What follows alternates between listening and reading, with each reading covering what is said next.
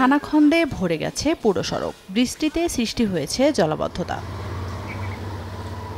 দীর্ঘদিন সংস্কারের অভাবে বেহাল দশা জামালপুর পৌরসভার বেশিরভাগ সড়কের, বিশেষ করে ৪, ৫, ৬ ও ৮ নম্বর ওয়ার্ডের রাস্তার অবস্থা বেশি নাজুক। কাদা আর খানাখন্দের কারণে চলাচল অনুপযোগী হয়ে পড়েছে, এতে চরম দুর্ভোগে বাসিন্দারা। রাস্তার মধ্যে এমন পানি বৃষ্টি হলে বোঝা যায় যে একটা দিন রাস্তায় বোঝা যায় না। কার পানি যাওয়ার মতো প্রসেস নাই, পিছনের পানি সব ইন্দে বের হয়, বাড়ির পানি সব ইন্দে বের হয়। রাস্তাগুলো খুব গত্র, ভাঙ্গে গেছে, পানি জমে বৃষ্টি আইলে অসুস্থ রোগী নিয়ে তো আমরা যাইতেই পারি না, খুব কষ্ট হয়। পৌরসভাতে গেছি, যাওয়ার পরে আমার পিটিশনে দেওয়া আছে, তারপরে ভাড়া বলছে যে দেখবো, এই অবস্থা এখনো আছে। আমরা আশা করি আমাদের এই রাস্তা 2 পাশে ড্রেন সহ রাস্তা করার জন্য সরকারের পৌরসভার কাছে জোর আবেদন। পৌর প্রশাসক বলছেন, এরই মধ্যে সড়কগুলো সংস্কারে প্রাক্কলন তৈরির জন্য নির্দেশনা দেওয়া হয়েছে।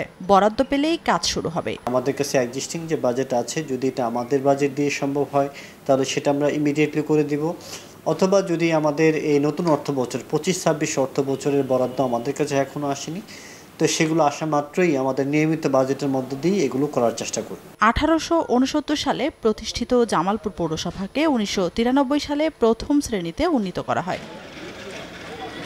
সময় সংবাদ, জামালপুর।